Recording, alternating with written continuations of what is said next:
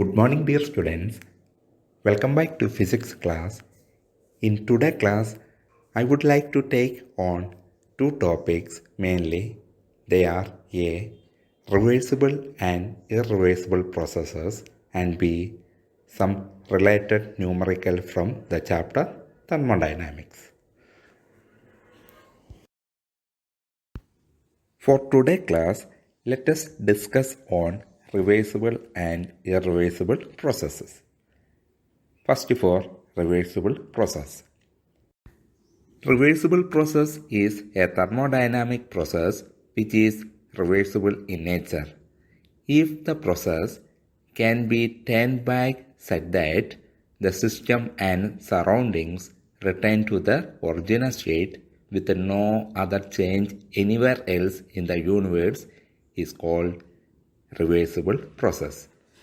This means in reversible process, if the process starts from initial state, then it goes to final state and then it can be reversed back from final state to initial state. What is the nature of reversible process? First one is there is no dissipative forces. That is, there is no loss of heat energy by friction. And second one is both initial and final states of the system are in thermodynamic equilibrium with each other.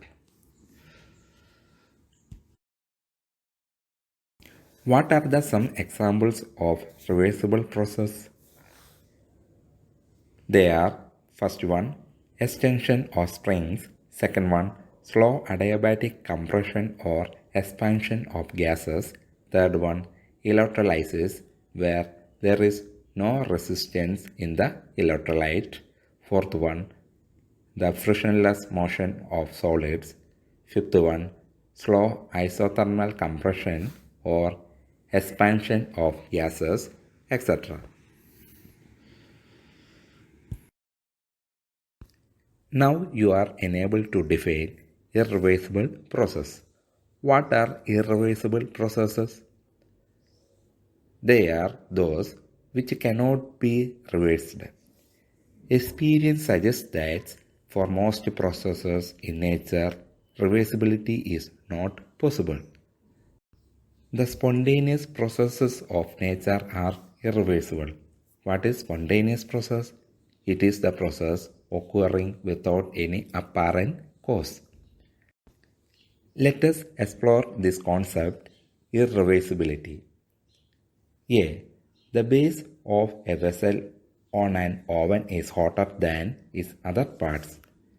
When the vessel is removed, heat energy is transferred from the base to other parts, bringing the vessel to a uniform temperature, which in due course cools to the temperature of the surroundings. This process cannot be reversed. A part of the vessel will not get cooler spontaneously and warm up the base. If it happens, it will violate the second law of thermodynamics. You know, according to second law of thermodynamics, there is an external work needed to make the system warm up again. B. The free expansion of a gas is irreversible. C. The combustion reaction of a mixture of petrol and air ignited by a spark cannot be reversed. And D. Cooking gas leaking from a gas cylinder in kitchen diffuses to the entire room. Here, the gas molecules are diffused. What is diffusion? It is the random motion of gas molecules in which there is the net flow of matter from region of high concentration to the region of low concentration.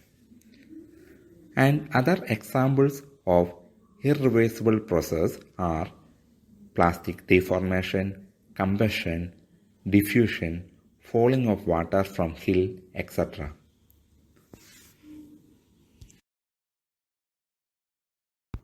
I remind you again, this process cannot be reversed exactly, otherwise it would amount to conversion of heat energy entirely into work, violating the second law of thermodynamics.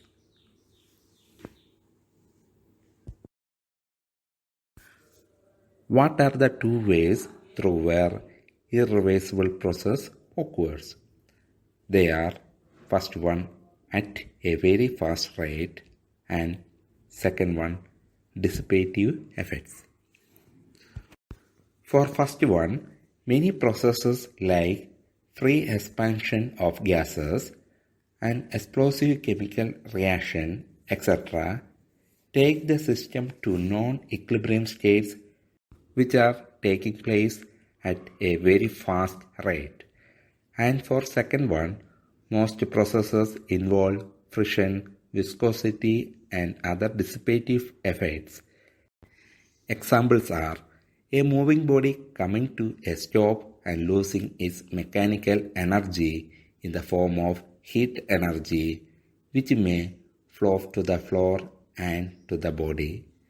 A rotating blade in a liquid coming to stop due to viscosity and losing its mechanical energy with a corresponding gain in internal energy of the liquid. Here, loss of reserved energy into not usable form or dissipative effects are caused by either friction or viscosity or other means. Since dissipative effects are present everywhere and can be minimized but not fully eliminated, so most processes that we deal with are irreversible.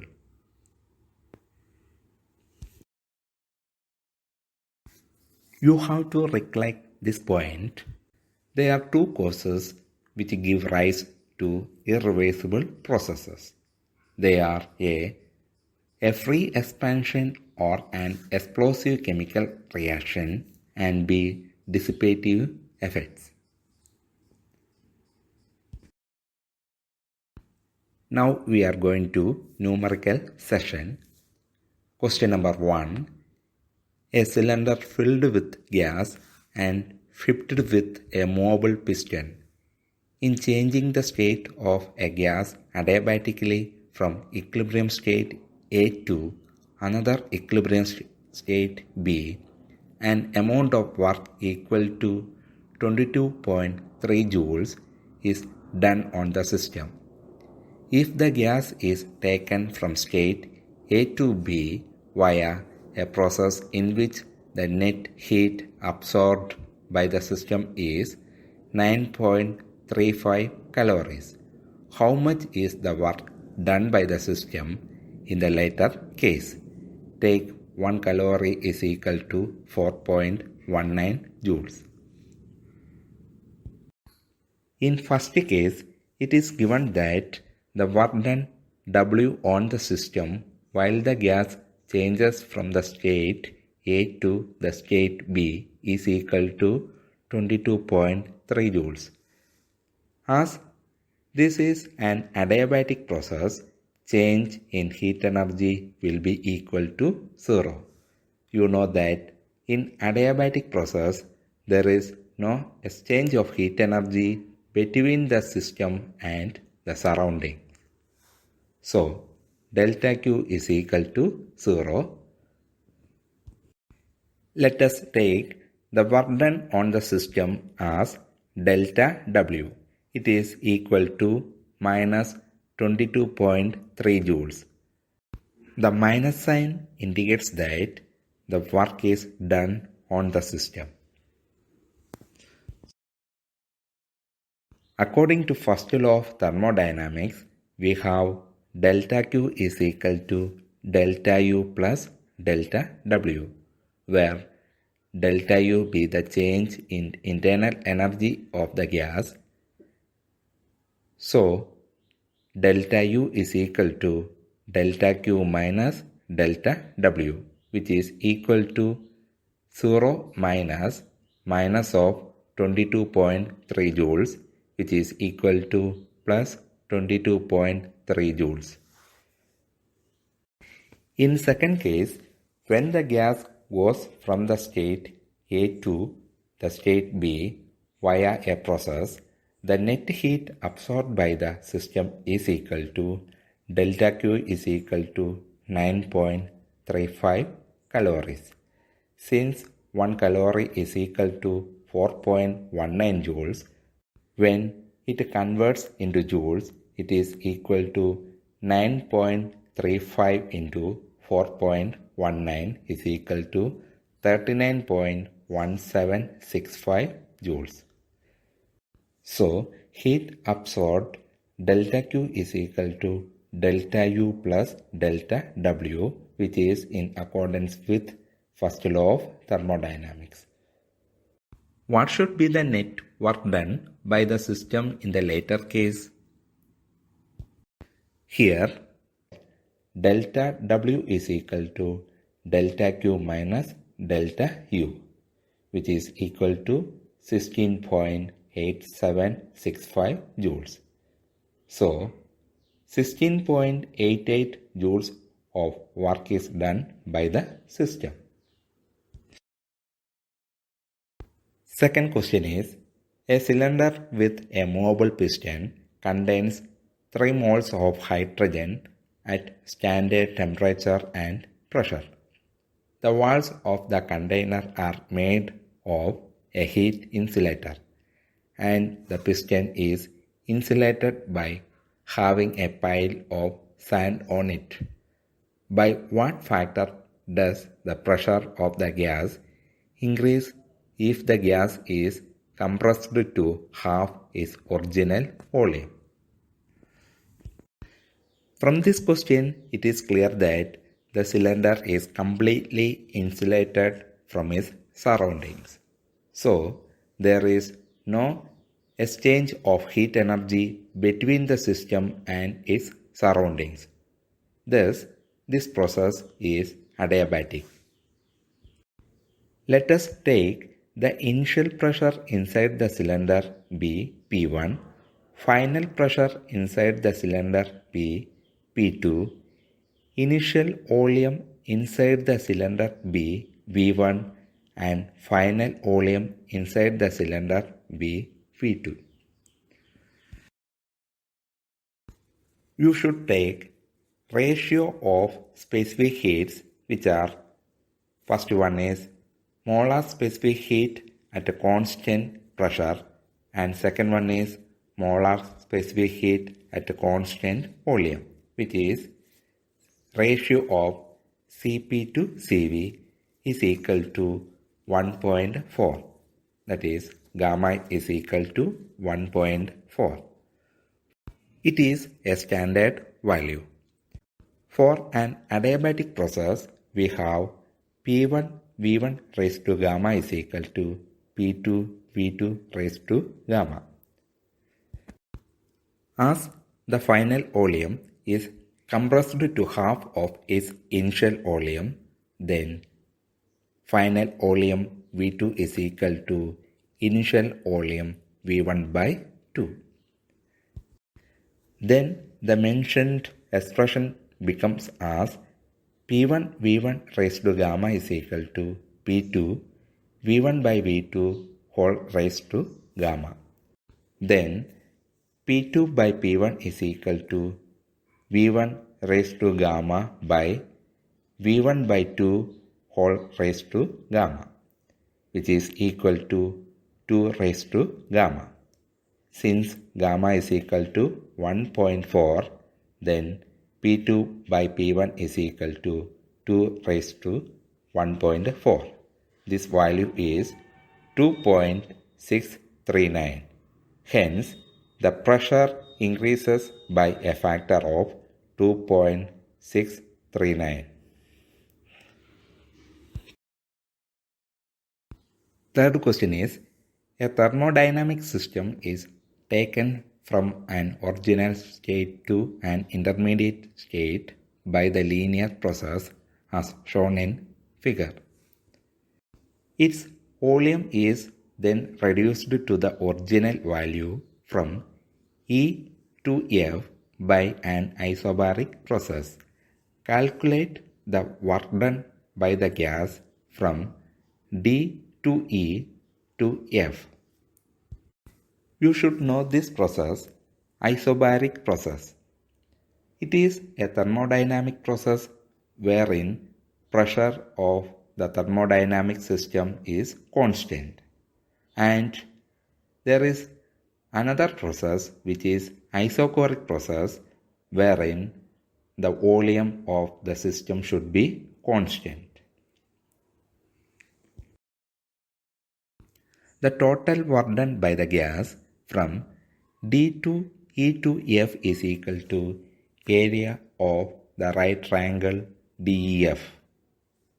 Area of right triangle is equal to 1 by 2 into BH. In this case, it is equal to 1 by 2 into DE into EF, where DF is equal to change in pressure. It is 600 Newton per meter square minus 300 Newton per meter square is equal to 300 Newton per meter square. And Fe is equal to change in volume. It is 5.0 meter cube minus 2.0 meter cube is equal to 3 meter cube. This all data can be read from the given figure. So, area of the right triangle DEF is equal to 1 by 2 into 300 into 3, which is equal to 450 joules. So, work done by the gas from D to E to F is equal to 450 joules. Fourth question is, during an adiabatic process, the square of pressure of a gas is proportional to the fifth power of its absolute temperature. Find the ratio of specific heat Cp by Cv for that gas. Given that the square of pressure of the gas is proportional to the fifth power of its absolute temperature. So, P square is proportional to T raised to 5. Then P square is equal to a constant small letter k into T raised to 5. Since PV is equal to nu RT, which is the ideal gas equation, since T is equal to PV by nu R, then P square is equal to K into PV by nu R whole raised to 5. So, the expression will become as P square is equal to capital letter K, which is a constant, into P raised to 5 into V raised to 5, where the constant capital letter K is equal to a constant small letter k divided by nu R whole raised to 5. From this expression, we can write P raised to 3 V raised to 5 is equal to P V raised to 5 by 3 is equal to a constant. This is in the form of adiabatic equation where gamma is equal to 5 by 3. Then P V raised to 5 by 3 is a constant. So, ratio of Cp to Cv is equal to gamma is equal to 5 by 3. Therefore, the ratio of specific heats Cp to Cv for that gas is equal to 5 by 3. And fifth question is, let Q1, Q2 and Q3 be the heat given to a system in 3 processes A, B and C respectively. Consider two statements A. Q1 is greater than Q2 is greater than Q3 and B. WA is greater than WB is greater than WC. Four options are given below. First one is both A and B are correct. Second one is both A and B are wrong. Third one is A is correct only and fourth one B is correct only. Which option is right? Why? We know that delta U is equal to delta Q minus delta W. By the first law of thermodynamics, delta Q is equal to delta U plus delta W. Here we use this form delta U is equal to Q minus W.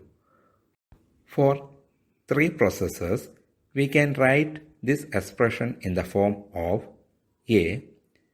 Delta U is equal to Q1 minus WA. So Q1 is equal to delta U plus WA. B.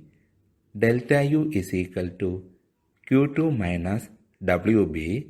So Q2 is equal to delta U plus WB. And C. Delta U is equal to Q3 minus WC. So Q3 is equal to delta U plus WC. The given figure shows the temperature T is kept to be constant.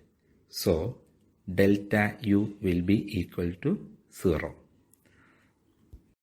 They are isothermal processes.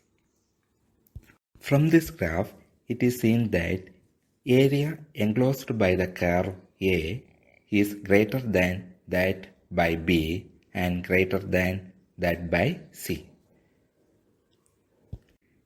Now, work done is given by area under the curve, so WA is greater than WB is greater than WC. So, Q1 is greater than Q2 is greater than Q3. Then the statements A and B both are correct. Dear students, today's homework questions are given in this slide. Please, you have to work out these question answers by today itself. Okay, thank you. Have a nice day.